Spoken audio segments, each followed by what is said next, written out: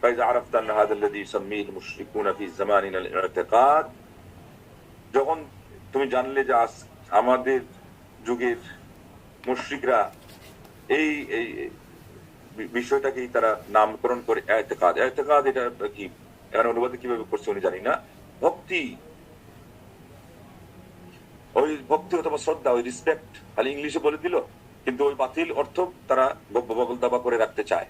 কেউ এটা বললো, কেউ ভক্তি বললো, তাইলে বললো না যে মুর্শিদের দরবার, ভক্তের কাবা ঘর, রহমতের হাওয়া সে তাই বইয়ে যায়, বিশ্বাস ভক্তি থাকিলে মুক্তি, না জানি কার ভাগ্যে হয়। তো এই যে ভক্তি, বিশ্বাস, অতিভক্তি, আমরা বলবো এটা অতিভক্তি, যেটার মধ্যে বাড়াবাড়ি আছে।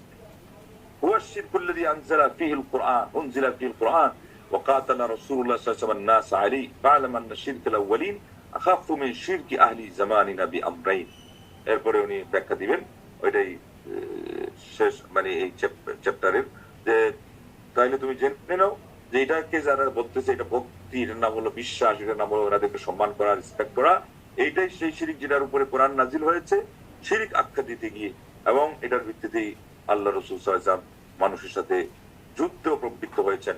অতএব এবার তুমি জেনে নিলা যে আমাদের এখনকার যে আমাদের যুগের মানুষের যে শিরিক, যেটা এটা হলো আগের যুগের মানুষের শিরিকের তুলনায় আরো জঘন্য। আর আগের যুগের মানুষের শিরিকটা বর্তমান যুগের মানুষের শিরিকের তুলনায় ছিল তুলনামূলক শিরিকের দিক থেকে, তার যে বাস্তবতা এটার দিক থেকে হালকা। শিরিক সবটাই শিরিক, ঈমান নষ্ট হওয়ার জন্য সমান, কিন্তু উনি বলতে চাচ্ছেন যে বাস্তবে যে প্রয়োগটা আমাদেরকে আরো কঠিন ভাবে শিরিকটাকে তারা দ্বিগুণ জিনিসটা তারা যুক্ত করে শিরিক করেছে। অতএব এটা আরো ভয়ানক হলো, এটা আরো গাঢ় হলো।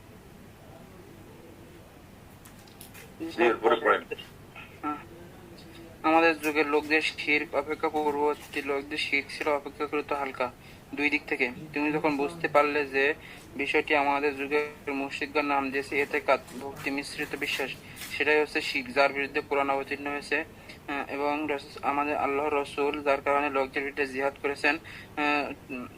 তখন তুমি জেনে রাখো যে পূর্ববর্তী লোকদের শিরক ছিল বর্তমান যুগের লোকদের শিরক অপেক্ষা অধিকতর হালকা বা লঘুতর। আর তার কারণ হচ্ছে দুইটি। এক পূর্ববর্তী লোকগণ কেবল সুখ স্বাচ্ছন্দ্যের সময়ে আল্লাহর সাথে অপরকে শরীক করত, এবং ফেরেশতা, আউলিয়া, ঠাকুর, দেবতাদের আহ্বান চালাতো, এবং বিপদ আপদের সময় একমাত্র আল্লাহকে ডাকতো। সে ডাক হতে সম্পূর্ণ নির্ভেজাল। যেমন আল্লাহ তাআলা কোরআনে বলেছেন, সাগর বক্ষে যখন কোনো বিপদ তোমাদের স্পষ্ট করে আল্লাহ ব্যতীত যাদেরকে ডাকো তারা সকলেই তো তখন মন থেকে দূর হয়ে যায়, কিন্তু আল্লাহ যখন তোমাদের স্থল ফাঁকে পৌঁছে যান তখন তোমরা অন্যদিকে ফিরে যাও। নিশ্চয়ই মানুষের অতিশয় না অকৃতজ্ঞ। বনী ইসরাইল, সূরা বনী ইসরাইল 8:67। আল্লাহ একথা বলেছেন, বলো তোমরা নিজেদের সম্পর্কে বিবেচনা করে দেখো, তোমাদের প্রতি আল্লাহর কোনো আযাব যদি আপতিত হয় অথবা কিয়ামত দিবস এসে পড়ে, তাহলে কি তোমরা আহ্বান করবে আল্লাহ ব্যতীত অপর কাউকে? উত্তর দাও, যদি তোমরা সত্যবাদী দেখো, কখনো না। তোমরা আহ্বান করবে তাকে, অতঃপর যে আপদের কারণে তাকে আহ্বান করছো, ইচ্ছা করলে তিনি সেই আপদ গুলো দূর করে দিবেন, আহ্বানের কারণসমূহ আপদ গুলো মোচন করে দিবেন। আর তোমরা যা কিছু আল্লাহর সাথে শরীক করছো তা তখন ভুলে যাবে। সূরা আনাম 40-41 আয়াত। আল্লাহ একথা বলেছেন যে যখন কোনো দুঃখ কষ্ট আপত্তি হয় মানুষের উপর, তখন সে নিজের রক্ষে ডাক থেকে তদ্রূপ ভাবে অতঃপর যখন তাকে কোনো নিয়ামতের অনুগৃহীত করা হয় তখন সে ভুলে যায় সেই বস্তুকে যার জন্য পূর্বে প্রার্থনা করেছিল, এবং আল্লাহকে বহু সদৃশ্য ও শরীক বানিয়ে নেয়। তখন তারপর থেকে লোকদের ভ্রষ্ট করার উদ্দেশ্যে বলো, কিছুকাল তোমরা নিজেদের কুফরজনিত সুবিধা ভোগ করলেও নিশ্চয়ই তোমাদের জাহান্নামের অধিবাসীদের একজন। সূরা জুমার 8:8। আল্লাহর এই বাণী যখন পর্বতের ন্যায় তরঙ্গরামা তাদের উপর ভেঙে পড়ে, তখন আল্লাহর আনুগত্যে বিশুদ্ধ সিদ্ধ থেকে ডাকতে থাকে। সূরা লোকমান 8:32। যে ব্যক্তি এই বিষয়গুলো বুঝতে সক্ষম হলো যা আল্লাহ কিতাবে স্পষ্টভাবে বর্ণনা করেছেন, তার সাহস সংক্ষেপ হলে এই যে মুশরিকগণ যাদের বিরুদ্ধে রাসূল সাল্লাল্লাহু আলাইহি ওয়াসাল্লাম যুদ্ধ করেছেন, তারা সুখ স্বাচ্ছন্দ্য ও নিরাপত্তার সময় আল্লাহকে ডাকতো, আবার আল্লাহ ছাড়া অন্যকে ডাকতো, কিন্তু বিপর্যয় তারা একক লা শারীক আল্লাহ ছাড়া অপর কাউকে ডাকতো না, এবং বরং তারা সে সময় সমস্ত মাননীয় ব্যক্তি সত্যতে ভুলে যেত। সেই সব ব্যক্তি নিকট পূর্ববর্তী জামানার শিরক এবং আমাদের বর্তমান যুগের শিরকের মধ্যে পার্থক্য সুস্পষ্ট হয়েছে। যে প্রশ্ন হচ্ছে, এমন লোক কোথায় পাওয়া যাবে যার হৃদয় এই বিষয়গুলো উত্তম রূপে ও গভীরভাবে উপলব্ধি করবে? একমাত্র আল্লাহ আমাদের সহায়। 2, আমার লোকদের আল্লাহর সঙ্গে এমন ব্যক্তিদের আহ্বান করতে যারা ছিল আল্লাহর নৈকট্যপ্রাপ্ত। তারা হয় নবী রসুল, না হয় অলিয়া উলিয়া, নতুবা ফেরেস্তাগণ।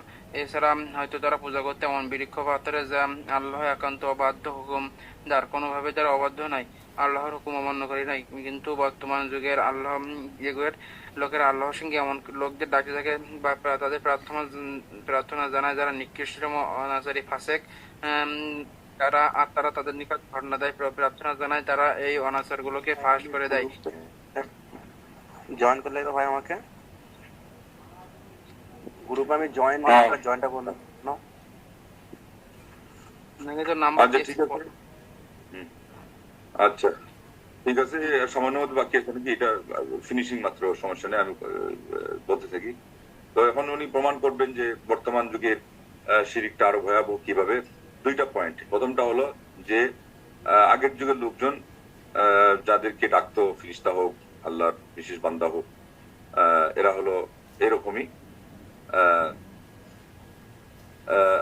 মূর্তি হোক আরো যেটাই হোক, তারা এদেরকে ডাকতো শুধুমাত্র বিপদের সময়, শুধুমাত্র সুখের সময়। কি হলে মানে উল্টা হয়ে গেল বোধ হয়। তারা বিপদের সময় ডাকতো, এটাই সঠিক। আম্মা ফিসিদ্দা বা খুশরিল্লাহ, না না, তারা এদেরকে ডাকতো সুখের সময়, আল্লাহকেও ডাকতো, এদেরকেও ডাকতো।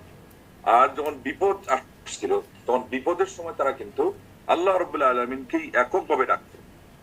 এবং এটাই আল্লাহ কোরআনে বলছেন যে ওয়াইযা মাসসাকুমুদ দুররু ফিল বাহরি দাল্লা মান তাদউনা ইল্লা ইয়্যাহু ফালাম্মা নাজ্জাকুম ইলাল বাররি আরাদতুম ওয়া কানা আল ইনসানু কাফুরা। সূরা ইসরা এর 67 নম্বর আয়াত। আর কুল আরাআইতুম ইন আতাকুম আযাবুল্লাহি আও আতাতকুম সাআতু আগাইরাল্লাহি তাদউনা ইন কুনতুম সাদিকিন বাল ইয়্যাহু তাদউনা ফায়াকশিফু মা তাদউনা ইলাইহি ইন শাআ ওয়া তানসাউনা মা তুশরিকুন। সূরা আনামের 40-41। এরপরে ওয়াইযা মাসাল ইনসানা দুররুন দাআ রাব্বাহু মুনিবান ইলাইহি, শেষ পর্যন্ত কি কুল তামাত্তা বিকুফরিকা কালিলান ইন্নাকা মিন আসহাবিন নার, সূরা জুমার এর 8। তারপরে আরো আয়াত আসছে যে ওয়াইযা গাশিয়াহুম মাউজুন কাযুলালি দাআউল্লাহা মুখলিসিনা লাহুদ্দিন, সূরা লুকমানের 32 নম্বর আয়াত। তো এই সবগুলো তাদের এই কথার প্রমাণ করে যে তারা আমরা আগের যুগের মানুষকে মুশরিক বলতেছি, এরা কিন্তু বিপদে পড়লে ওদের গায়রুল্লাহ যারা এদেরকে চিনতই না, শুধুমাত্র আল্লাহকেই খাঁটিভাবে ডাকত। তখন তিনি বলছেন যে যে ব্যক্তি এই বিষয়টা বুঝে গেল, যেটা আল্লাহ রাব্বুল আলামিন তার কিতাবের মধ্যে সুস্পষ্টভাবে ব্যাখ্যা দিলেন, আর এটা হলো যে মুশরিকরা যাদের বিরুদ্ধে আল্লাহ নবী সাল্লাল্লাহু আলাইহি ওয়াসাল্লাম যুদ্ধ করেছেন, তারা আল্লাহ রাব্বুল আলামিন কে ডাকতো এবং অন্যদেরকেও ডাকতো সুখের সময়, আর কষ্টের সময় বিপদের সময় শুধুই তারা আল্লাহ রাব্বুল আলামিনকে খাঁটিভাবে ডাকতো। এবং তাদের এই সমস্ত নেতা খেতা এবং এই সমস্ত হুজুরি এগুলোকে তারা তখন ভুলেই থাকতো। এতে সুস্পষ্টভাবে প্রমাণিত হলো যে আজকের যুগের মুশরিক যারা আর ওই সময়কার মুশরিক, এদের মধ্যে পার্থক্য হয়ে গেছে যে এরা সুখে দুঃখে সর্বাবস্থায় আল্লাহর পরিবর্তে অন্যদেরকে ডাকে অথবা মাধ্যম হিসাবে এদেরকে সব সময় তারা গ্রহণ করে। বললেন যে আজকে ওই মানুষ আপনি পাবেন কোথায় যে মানুষ এই কথাটা বুঝবে কঠিন ভাবে এবং সিরিয়াসলি এটাকে বুঝবে, এরকম মানুষ পাওয়া মুশকিল। এর জন্য বললেন আল্লাহ মুস্তাআন, আল্লাহ রাব্বুল আলামিনই হলেন আমাদের সাহায্যকারী এবং তিনি হলেন শরণাপন্ন হওয়ার জায়গা। 2 নম্বর হলো যে আগের যুগের লোকজন এমন কিছু মানুষকে ডাকতো, এমন কিছু মানুষের ধারণা দিত যারা আল্লাহ রাব্বুল আলামিনের বিশেষ বান্দা, হয় নবী অথবা নেক মানুষ অথবা ফেরেশতা। আর যদি গাছ হয় পাথর হয় তাহলে এরাও কিন্তু আল্লাহ রাব্বুল আলামিনের অমীয় বিধানের তারা আনুগত্যশীল। আসমান জমিনে যা কিছু আছে সবকিছু আল্লাহ রাব্বুল আলামিনের ইচ্ছায় অনিচ্ছায় অনুগত। তাইলে এই পাথরগুলোর কিন্তু আরো কি নেই, আরো কোনো পাপ নাই। মানুষ হিসেবে যারা আছে নবী রাসূল পরে, এদের তো পাপও আছে, আল্লাহ চাইলে মাফ করবেন, নাইলে আল্লাহ পাকড়াও করবেন। কিন্তু এই যে শ্রেণীগুলো তারা বিশেষ করে তিনি বলতেছেন যাদেরকে সুরদার্য করছিল, এরা বেশিরভাগ হলো পাপ থেকে মুক্ত থাকতো। আজও আপনারা দেখবেন যে হিন্দুরা যদি কাউকে ঋষি বানায়, কাউকে ঠাকুর বানায়, খ্রিস্টানরা পপ হিসাবে যাদেরকে গ্রহণ করে, গডফাদার হিসেবে যাদেরকে তারা নেয়, তাদের পাদ্রী যারা আছে, ইহুদিদের ধর্মীয় যাজক যারা আছে, তারা কিন্তু ক্লিন, অন্তত বহিরাগত দিক থেকে না হলে এদেরকে তারা ওই চার্চে বসাবেই না, ওই গির্জাতে মন্দিরে এদেরকে স্থানই দিবে না। আর যদি প্রমাণিত হয় তাইলে ওদের আর ওখানে খাওয়া নেই, ওদের আর ওই জায়গায় থাকা নাই, ওদের আর ওখানে আর ওই জায়গায় মানে কোনো ব্যবস্থাই নেই।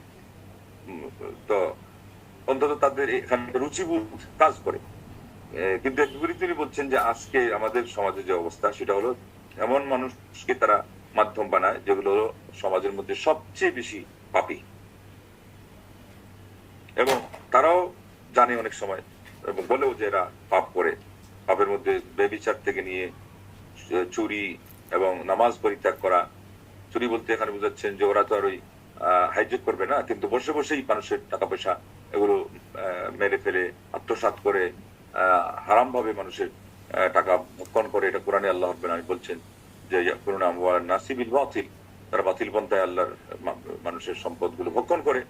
তো এই পথা এই দিক থেকে বাতিল পন্থায় ভক্ষণ করা, গডফাদার সেজে, ধর্মীয় গুরু সেজে ওই সময়ও ছিল, আর এখন তাদের মধ্যে যেমন আছে মুসলিম সমাজের মধ্যে আরো প্রখর ভাবে এটা দেখা দিয়েছে এবং সুস্পষ্ট ভাবে যারা পাপ করে। আমার সবচেয়ে বেশি আশ্চর্য লাগে যে আমাদের সমাজে এই যে বিশেষ করে এমন কিছু লোককে তারা বাবা বানিয়ে রাখছে, এই ইয়েতে সুরেশ্বরী একটা, তারপরে বিশ্ব জাকির মঞ্জুরি একটা, মানে অন্যগুলোর তো কিছু চেহারা সুরত দিয়ে হলেও তো ওটা ধোকা দেওয়ার মানে মোটের উপরে মেনে নেওয়া যায় যে হ্যাঁ ধোকার একটা সে নেট এবং জাল আটছে।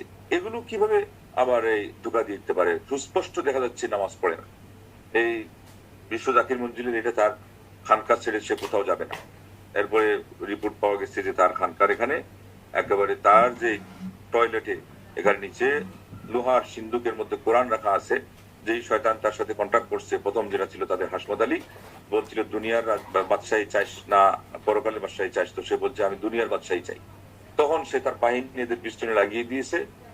দেখবেন যে আন সিজনে তাদের ওখানে এই বিশ্ব জাকির মন্দিরের ওখানে ফল ফুল ইত্যাদিতে ভরপুর। এরপরে তাদের ড্রেইনে এসে মাছ ধরা দেয়, যে সময় এখানে মাছের কোনো নাম গন্ধ পর্যন্ত নাই। এগুলো সব জিনদের মানে তেলিসমা, এগুলো তারা করে থাকে। কিন্তু তাইলে ওই কথা বাস্তবতা এখানে কিভাবে মিললো? যে আমরা জানি যে যে কোনো মানুষের হাতে জিন যদি সাধিত হয় এই শর্তে যে সে যেটা বলবে তার কোনো কাজে সে সাড়া দিবে এবং তার সেবা সে কি করে দিবে, সুসম্পন্ন করে দিবে। এদের কাছ থেকে কিন্তু একটা শর্ত থাকে এই মানবরূপী ভণ্ডের জন্য, যে তুমি হয় একটা মানুষকে হত্যা করাই বা একটা প্রাণী আমার নামে দেওয়াই বা মানব দেওয়াই বা অথবা জিনাকে ব্যভিচারকে হালাল মনে করে তুমি এটা নিজে এটার প্রবর্তন করবা, কথা চালু করবা, অথবা অন্যদেরকে করাবা। তখন দেখবেন ওই দেওয়ানবাগের ওখানে গেলে এটা এই বিশ্ব আরেকটা আছে না, এর আগে যাত্রাবাড়ি পরে এটা নাম ভুলে গেলাম। তো ওখানে একটা আছে আপনার, এখানে আমাদের স্বয়ং আমাদের পরিচিত সরাসরি একজন গেছেন, গিয়ে দেখছেন যে একেবারে উপরে সায়দাবাদ সেখানে লাঠিয়াল বাহিনী ভাড়া করে রাখা আছে লম্পট ছেলেদেরকে। এবং ওই পত্রপত্রিকা আগে আসতো ইনকিলাবে যে বাবার রুহানি চিকিৎসায় 12 বছর বয়স সন্তান পাওয়া গেছে, এটা হলো এই জায়গা থেকে। এই লম্পট ছেলেদেরকে ভাড়া করে রাখা আছে। এই মহিলারা যারা যায় ব্যাককেল মহিলা, তারা গিয়ে বলে যে বাবা সন্তান নাই। তখন সে বলে যে আমি রুহানি চিকিৎসার মাধ্যমে ব্যবস্থা করতেছি। এই করে তাকে বেহুশ করে দিয়ে যেভাবে তার ইচ্ছা যাদেরকে ব্যবহার করার সে ওখানে রেখে দেয়, যে তোমারটা হবে না অন্যদেরকে দিয়ে, আর অন্যগুলোকে হ্যান্ড ওভার করে ওই জায়গায় সরাসরি উনি দেখে আসছেন যে তাদের এখানে রুমে লাঠিয়াল বাহিনী ভাড়া করা আছে। এরপরে যখন কনসেপ্ট হয়ে গেল তখন দাবি করলো যে এটা বাবার রুহানি চিকিৎসা হয়েছে, ওই মহিলা জানেই না যে ঘটনা কি করছে। এবং প্রায় 20-22 বছর আগে পত্রিকায় একজন মহিলা মাত্র এটা ফাঁস করেছিলেন।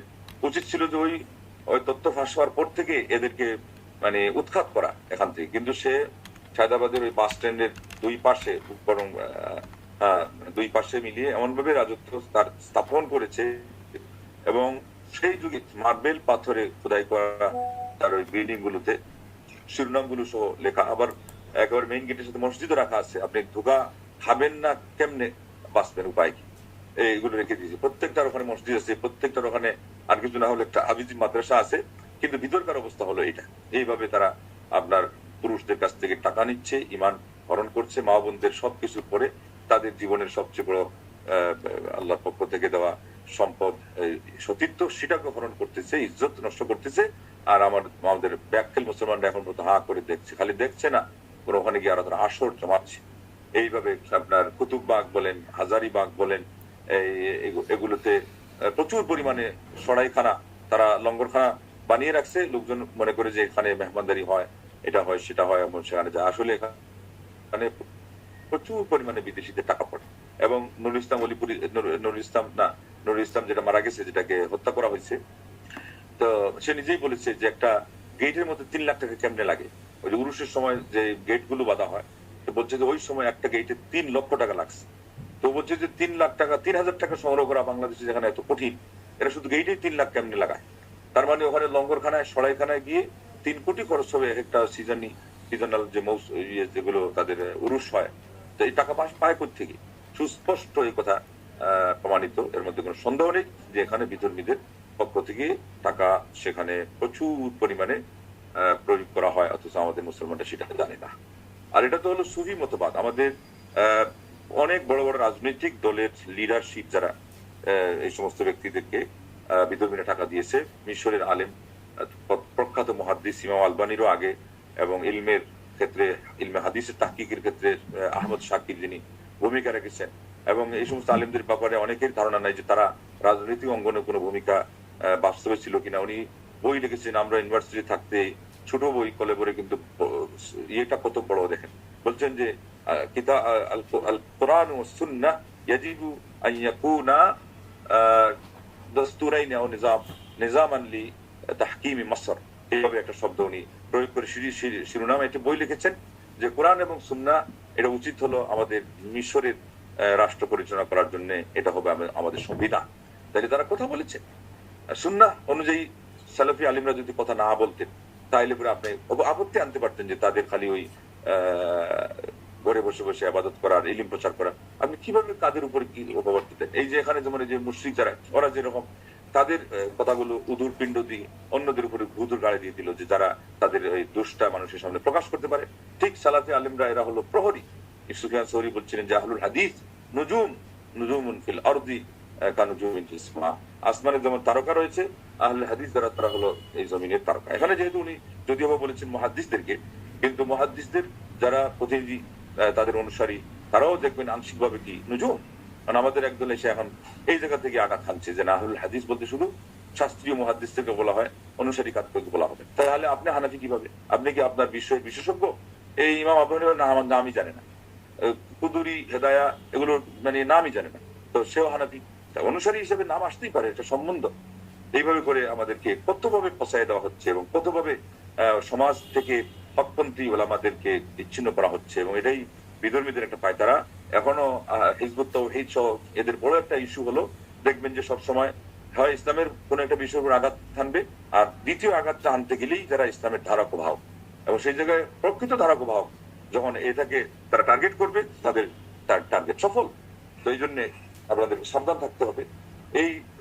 এটা কিভাবে হলো যে সে তার টয়লেটের নিচে কোরআন রাখতে পারে, আর এইরকম একটা তাগুত, এটাকে কিন্তু তাগুত বলা যাবে।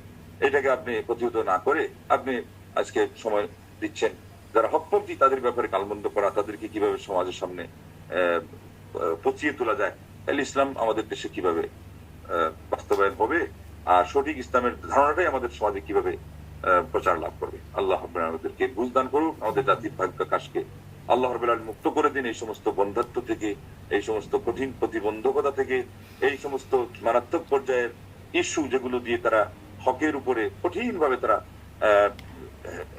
ধাক্কা দিয়ে মানুষকে ধোঁকা দিচ্ছে, এই সমস্ত প্রতারকদের স্বরূপ আল্লাহ রাব্বুল আলামিন উন্মোচন করে দিন। তো বলতেছে যে সুস্পষ্ট ভাবে দেখা যায় যারা পাপে লিপ্ত, অথচ এদেরকেই মানুষ আল্লাহর ওলি বলে দিচ্ছে। কেন? তাদেরকে শেষ পর্যন্ত ওই মানে ঘুরে পেঁচিয়ে বলবে যে আল্লাহর ওলি, আল্লাহর ওলি হলে 7 গুণ মাপ। এই 7 গুণ মাপের আরো কত বাজে কথা আছে সমাজে, যে অন্য মানুষ করলে পাপ, আর পীর সাহেব করলে এটাই হলো মাপ। এইভাবে প্রচুর পরিমাণে আমাদের উদাহরণ আছে, কিছু উদাহরণ আছে, এটা শ্রুতিকটু বলা যাবে না, এবং অত্যন্ত লজ্জাস্কর বিষয়। মানে পীর হয়ে সে একেবারে হারাম কাজ করলো, এটা বলবে কি এটা এটা হলো এই কামিল হয়ে গেছে, তো কামিল হয়ে গেলে আমাদের মাধ্যমে এটা কোনো পাপ পাপ না। আর ইনি যখন আমার মুরিদ আর উনি আমার মুরিদনি, অতএব তার সাথে আমার যেই আচরণ বিধি এটা তোমরা বুঝবা না, এটার ব্যাখ্যা তোমাদের বোধগম্য না। এটা হলো আমরা যেহেতু পাপের ঊর্ধ্বে ধরাছোঁয়ার বাইরে চলে গেছি, অতএব এটা হলো শুধুমাত্র একটা সভ্যতা, এটা একটা মানে তার সাথে একটা ভাব বিনিময়, কিন্তু এটা কোনো পাপ না। এই করে জিনাকেও হালাল করে ফেলা হচ্ছে, এই করে আমাদের সমাজে প্রচুর পরিমাণে পাপকেও কি করা হচ্ছে, প্রমোট করা হচ্ছে। এবং কেরানীগঞ্জে একটা পীরের এখানে ছিল, শুধু যুবক যুবতীরা যেত যুগল হবে, তো লোকজন দেখতো যে এটা কি ব্যাপার, খালি এখানে যুবক যুবতীদের আনাগোনা। এরপরে কয়েকদিন পরে খোঁজ নিয়ে দেখে যে যুবক যুবতী যেগুলো উল্টাপাল্টা কাজ করে, এই আকাম কুকাম, এরা তখন ওখানে যায় গিয়ে পাপ এর প্রায়শ্চিত দিতেন। যেমন এক যুগ ছিল খ্রিস্টানদের পাদ্রীরা জান্নাতের চেক দিত, ক্ষমার চেক দিত, কিন্তু কখন দিত যখন তাদের কাছে গিয়ে অনুশোচনা প্রকাশ করত। তো এই কেরানীগঞ্জে একটা পীর ছিল, সে এই কাজগুলো করত। এবং ওই যে আগে যেরকম ছিল, বলা হলো যে এখানে যুবক যুবতীরা যাচ্ছে, এর মধ্যে তো যুবতী যেগুলো তার পছন্দ হইতো, এদেরকে বলতো যে তোমার এখানে এক সপ্তাহ থাকা লাগবে।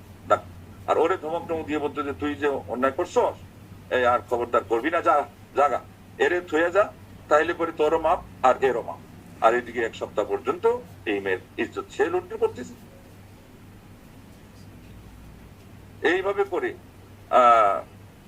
মানে আমাদের লোকজনের মানে ধর্মীয় যেমন আল্লাহ বিরুদ্ধে যদি না থাকে, অন্তত একটা অনুভূতি থাকবে তো। ধর্মীয় জ্ঞান সম্যক জ্ঞান না থাকে, এতটুকু কমন সেন্স থাকা লাগবে না যে এটা কোনটা, আমার মাধ্যমে যেটা পাপ হয় ওনার মাধ্যমে এটা পাপ হবে না। তারপরে অনেক দিন এগুলো চলছে এই আস্তানায়।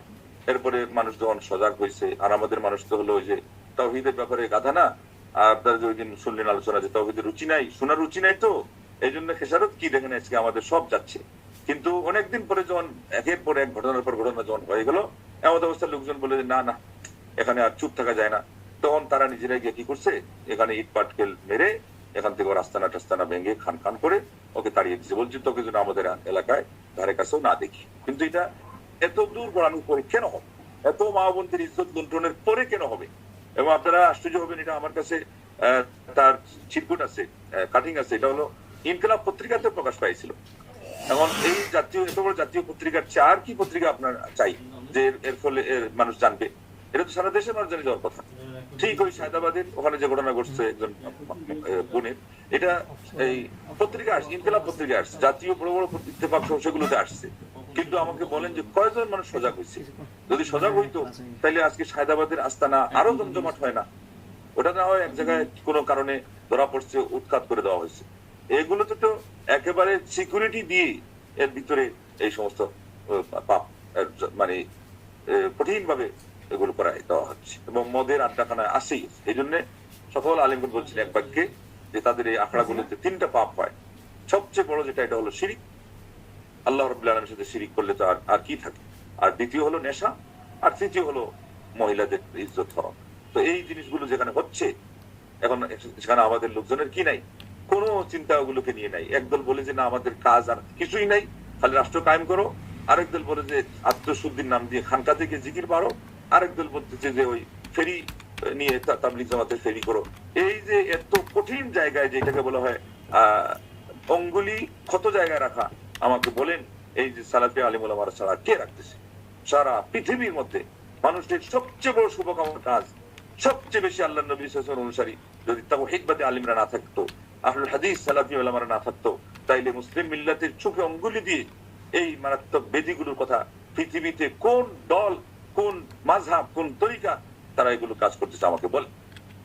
এমনি প্রাসঙ্গিক ভাবে এসে যায়, এটা তো একজন হিন্দুর মাধ্যমে এসে যায়। এটা একটা জিনিস খারাপ, হিন্দু ধর্মের মধ্যে দেখছেন না কত সংস্কারের কথা এসে যায়। কিন্তু আপনার প্রায়োরিটিতে, আপনার দাওয়াতের মধ্যে, আপনার মিশনের মধ্যে সবচেয়ে বড় কাজ হবে তাওহীদ, এবং সবচেয়ে ঘৃণিত জিনিস প্রতিপন্ন হবে এবং সবচেয়ে বেশি প্রতিবাদ হবে শিরকে। এটা আর কোন মিশনের মধ্যে আছে, এটা আর কোন দলের মধ্যে আছে আমাকে বলেন? অথচ আমরা তো আপনাদেরকে বলি না যে আপনি সবাই আহলে হাদিস বানিয়ে ফেলেন, হয়ে যান, সালাফি হয়ে যান, না, এটা কোনো শর্ত না। কিন্তু আপনাকে এই কথা নিতে হবে কি হবে না, এইটাই আমাদের ম্যাটেরিয়ালস, আমাদের দাওয়াতে, এটাই আমাদের মূল বিষয়। আর এটাকে কেন্দ্র করে আপনি আর অন্যান্য বিষয়ে যতটুকু পারেন পদচারণা এগিয়ে নিয়ে যান। এটাতে আমাদের কোন দিন আপনি আপত্তি পেয়েছেন, কোন দিন আপনি দেখছেন যে এই ক্ষেত্রে আমাদের কোনো বাধা আছে? কিন্তু আমরা যে এই সাগরের মধ্যে ডুবে আছি, যে সাগর দিন দিন আরো বেশি মানুষের উপরে একেবারে ক্ষিপ্ত হয়ে দেশ জাতি সবকিছু গ্রাস করতেছে।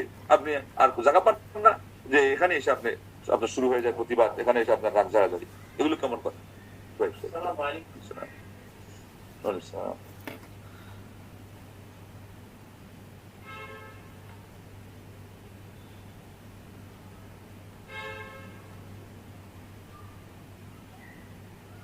থাকলে প্রশ্ন উত্তর